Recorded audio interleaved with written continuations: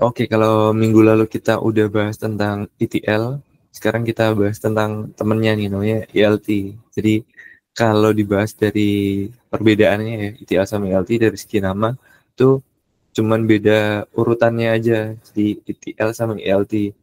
Yang membedakan adalah kalau di ELT ini, urutannya sekarang jadi ekstrak, load dulu, terus baru transform. Artinya apa? Nah, kalau kita bahas di sini. Ini ada diagram arsitektur eh, dari data source, kemudian sampai ke BI tools, dari source-nya sampai ke datanya di present ke usernya. Oke, kalau dari awal di sini diagramnya paling kiri banyak dari kiri. Paling kiri ini ada data source kan. Kemudian data source ini akan diekstrak proses pertama nih, ekstrak di sini mau pakai eh, kalau dicontohkan di sini ada Airflow sama Fivetran itu sebagai Airflow-nya sebagai scheduler atau orchestrator, kemudian Fivetran-nya sebagai ETL tools-nya gitulah. Kemudian dari proses ekstrak ini datanya akan masuk ke data lake. Jadi semua data dari berbagai sumber nih, berbagai sources akan dimasukkan ke data lake. Kemudian udah di data lake, kalau di ELT proses berikutnya adalah langsung di load. Artinya apa? Semua data yang masuk ke data lake akan semuanya di forward ke layer data warehouse gitu. Kemudian di layer data warehouse ini baru akan dilakukan transformasi. Begitu sebelum akhirnya nanti datanya akan bisa dikonsum oleh BI itu gitu. Kurang lebih secara penjelasan singkatnya akan seperti itu. Kemudian untuk kelebihan atau advantage of ELT. Jadi kelebihan penggunaan ELT ini yang pertama adalah more flexible than ETL approach. Stores data in any types of data. Itu. Jadi kenapa dikatakan lebih fleksibel? Dia tuh menyimpan semua data yang dari si data lake. Jadi kalau di sini diperlihatkan di sini data lake, kemudian dia langsung load dulu, dia transform dulu. Jadi semua data yang ada di data lake akan di forward ke layer data warehouse seperti itu. Jadi itulah mengapa dikatakan dia lebih fleksibel. Kemudian dia bisa menyimpan semua tipe data. Jadi nggak ada proses transforming. Jadi semua data yang ada di data lake akan di forward ke data warehouse. Oke, untuk selanjutnya ada enable to perform analysis on various data types with ease. Jadi lebih mudah untuk melakukan data analisis dengan berbagai tipe data dengan mudah. Sebutkannya seperti itu. Kenapa seperti itu? Karena kalau di ELT itu prosesnya karena semua datanya di forward ke data warehouse layer, jadi ya semua datanya ini udah tersedia nih di data warehouse. Jadi kalau mau melakukan analisis, kayak mau gabungin beberapa source data gitu, kemudian mau dibikin analisis itu lebih mudah karena semua datanya udah tersedia di satu platform yang sama gitu. Jadi untuk join-joinnya jadi lebih gampang. Terus yang ketiga, ensure arsitektur future proof due to di data lake handling data growth. Jadi seiring berjalannya waktu, data kan makin banyak gitu ya. Karena kita punya data lake, nah itu akan uh, akan lebih mudah beradaptasi di masa depan gitu. Misalkan suatu hari nanti cost-nya mahal nih untuk nge-store semua data ke data warehouse. Jadi kita mau pindah misal dari ELT ke ETL itu bisa lebih mudah untuk dilakukan juga gitu. Kemudian selanjutnya yang nomor 4, no longer requires data engineer to set up complicated pipeline. Jadi data engineer-nya nggak perlu setting pipeline yang ribet gitu, karena sekarang udah banyak third party software yang menyediakan platform atau tools buat bikin data pipeline-nya kayak gitu. Jadi settingnya lebih mudah. Oke, terus yang terakhir, data access security happens within the data warehouse. Jadi untuk data security-nya kita bisa data security prosesnya terjadi di data warehouse, kemudian kita bisa kayak ngatur gitu siapa aja yang dapat akses ke data apa aja gitu, itu bisa diatur. bisa custom kayak gitu. Itu adalah keuntungan untuk menggunakan proses ELT. Kemudian selanjutnya adalah disadvantage of ELT atau kekurangan dari ELT. Yang pertama adalah more data storage space required. Jadi karena semua data nih dimasukin, semua data dari data source itu akan di forward ke data warehouse. Jadi kita butuh storage space yang lebih gede kayak gitu. Imbasnya apa? Biasanya akan lebih mahal buat nge-store data, kan perlu biaya kayak gitu. Jadi kalau ada data-data yang nggak penting atau belum penting karena kita belum tahu datanya mau diapain, tapi kita udah store dulu, terus nge-store-nya dalam jangka waktu yang lama, belum tahu mau dimanfaatkan seperti apa, nah itu akan makan cost juga kayak gitu. Kemudian selanjutnya could be slow due to multi-persistent of data.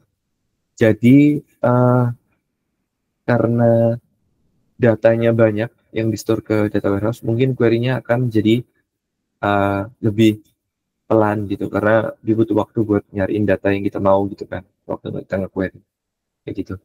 Kemudian selanjutnya log compliance due to everything stores.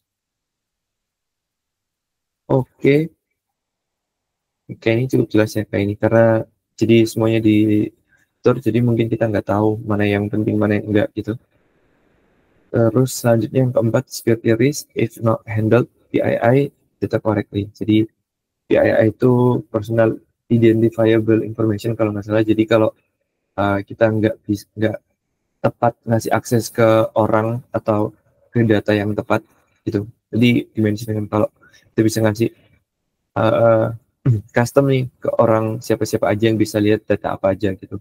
Ya, dia kalau punya akses ke data warehouse nih, dia bisa otomatis dia akan dapat akses ke seluruh data di perusahaan tersebut karena semua datanya akan di forward ke data warehouse. Jadi sekali dia bisa masuk ke data warehouse itu, dia udah bisa dapat semua data dari perusahaan itu, kayak gitu.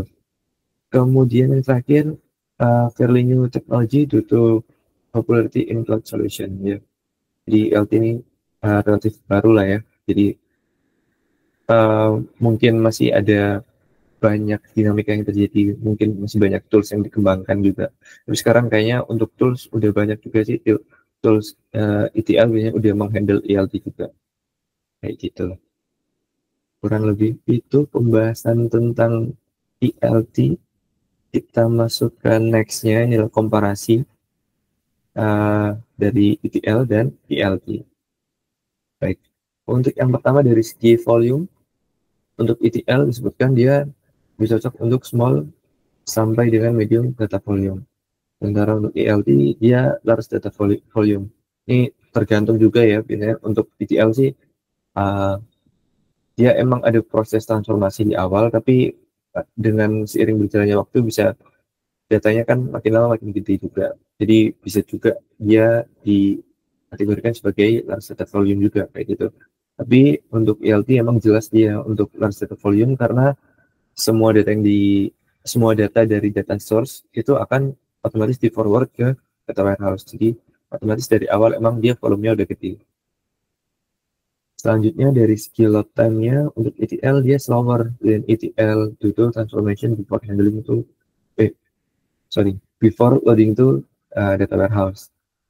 Jadi untuk ETL proses load-nya lebih lama karena di awal dia ada proses transform dulu. Dia ada pemilahan, ada pilah dan pilih data mana yang mau di forward ke data warehouse, data mana yang mau di hold aja nih di data lake kayak gitu.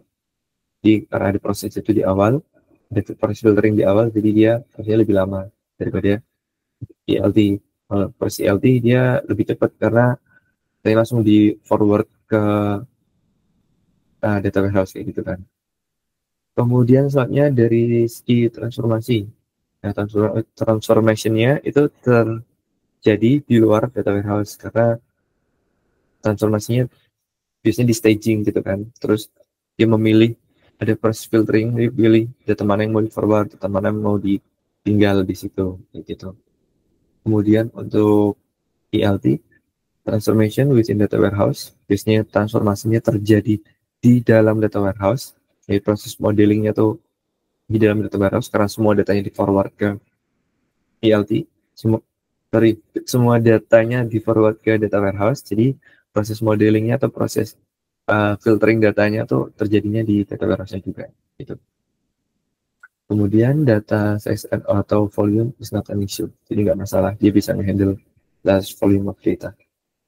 Selanjutnya untuk analysis time, di ETL dia faster, sementara di ELT slower. Kenapa di sini dia bisa berargumen ETL itu faster? Karena data yang masuk ke data warehouse dia udah data yang lebih bersih, karena di awal tadi dia slower karena ada proses transformasi dulu kan, ada filtering data mana yang mau dipakai, mana yang enggak gitu. Terus jadinya data yang masuk ke data warehouse nih data yang lebih bersih gitu. Jadi untuk melakukan analisis ya jadi lebih gampang, lebih cepat kayak gitu. Sementara di ELT disebutkan lebih pelan karena datanya kotor, semua datanya di forward ke ELT. Jadi ada proses dia mau filtering data dulu, terus ngebersihin, cleaning kayak gitu. Kayak gitu-gitunya terjadi di dalam data warehouse. Jadi estimasinya kalau mau analisis dia perlu proses untuk cleaning dulu gitu. Selanjutnya untuk data types, untuk ETL ya prefer structured data, sementara di ELT dia bisa handle structured, semi-structured, bahkan unstructured data. Selanjutnya dari segi complexity, ETL dia compute intense dan kompleks, sementara di ELT dia less complex to transformation within SQL. Ya, jadi kalau di ETL kan dia compute intense dan kompleks karena mungkin di awal tadi dia ada proses transformasi dulu, ada proses filtering data di awal kayak gitu. Sementara kalau yang di ELT dia kalau ada proses seperti itu prosesnya pakai SQL, jadi biasanya lebih cepat gitu. Kalau di ETL bisa jadi dia dihandle sama bahasa pemrograman lain kayak Python, mungkin Java atau Scala gitu. Untuk dari segi cost nih, ETL disebutkan high cost, sementara ELT low cost. Kalau ini menurut saya bisa jadi benar, bisa jadi salah, karena kalau di ELT misalnya disebutkan low cost, tapi kalau kita semua datanya di forward ke data warehouse itu nggak ada yang dipilih, nggak ada yang dipilah, lama-kelamaan kan akan membebani biaya di penyimpanan di data warehouse juga kayak gitu. Jadi ini masih debatable gitu. Sementara di ETL disebutkan high cost, belum tentu juga karena dia di awal ada proses transform data, ada proses filtering data, milih data mana yang mau di forward ke data warehouse. Akhirnya data yang masuk ke data warehouse hanya data yang bersih, data yang clean gitu. Akhirnya bisa ngurangin cost juga. Selanjutnya availability only required for reporting atau analysis. Sementara di ELT, everything can be accessed from data lake. Jadi kalau di ETL biasanya mungkin orangnya bisa akses buat reporting untuk atau analisis gitu. Sementara di ELT semuanya bisa diakses dari data lake. Semua datanya tersedia di data lake. Begitu. Dari segi maintenance di ETL disebutkan dia high maintenance to on-premise solution. Oh, oke. Saya tahu kenapa disebutkan di sini cost-nya high cost karena di sini digambarkan si ETL-nya ini on-premise. Jadi kalau on-premise tuh kita harus set up environment-nya di awal gitu, kayak bikin storage punya sendiri ya. Jadi kita kayak di office bikin sendiri, terus beli SSD lah buat penyimpanan kayak gitu. Di awal tuh kan biayanya mahal kayak gitu. Jadi mungkin di cost-nya disebutkan mahal karena alasan itu. Di ya kalau high maintenance, kalau kita punya on-premise memang maintenance-nya jadi lebih repot, kita lebih mahal kayak gitu. Kemudian ELT-nya dia disebutkan low maintenance due to cloud solution. Jadi karena pakai cloud, jadi dia jadi lebih murah. Sementara kalau saat ini sih untuk baik ETL maupun ELT dua-duanya bisa dilakukan di cloud. Jadi untuk masalah biaya dan maintenance tuh bisa jadi pertimbangan, jadi opsi lain lah. Kita cari opsi yang lebih murah gitu karena semuanya udah tersedia di cloud. Selanjutnya untuk data governance dan security, remove PII before it's loaded. Kemudian di ELT, option to remove PII before load, but require more work. PII is removed after load process. Kayak gitu. Soalnya dari segi implementation, untuk ETL dia easier to find expert. ETL tools are mature, jadi lebih dewasa gitu. Sementara di ELT difficult to find expert due to concept fairly new. ETL tools are evolving. ELT tools are evolving. Kalau di sini juga mungkin sekarang jadi debatable karena sekarang kayaknya udah banyak juga ya yang pakai ELT dan toolsnya itu udah banyak juga. Dulu tools yang khusus buat ELT sekarang udah bisa ngehandle juga buat dulu tools yang cuma bisa diimplementasikan untuk konsep ETL sekarang bisa juga buat ngehandle ELT. Jadi sekarang jadi lebih fleksibel gitu untuk implementasinya, dan kayaknya expertnya atau orang-orang yang ahli di ETL dan ELT ini udah banyak juga sekarang, jadi kayaknya bukan masalah untuk implementasi.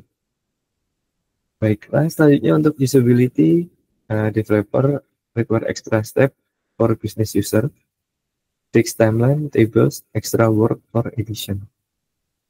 Sementara untuk ELT, developer to business user, flexible, and agile, allow to ad hoc reports. Baiklah, sebenarnya itulah pembahasan tentang ETL dan ELT. Jadi untuk penggunaannya itu dikembalikan ke si usernya, dia mau pakai yang seperti apa, terus disesuaikan juga dengan cost dan kebutuhan timnya, begitu. Jadi kita jadi punya opsi karena sekarang jadi ada dua pilihan gitu. Kita pakai opsi yang paling cocok untuk penggunaan kita. Baik, terima kasih.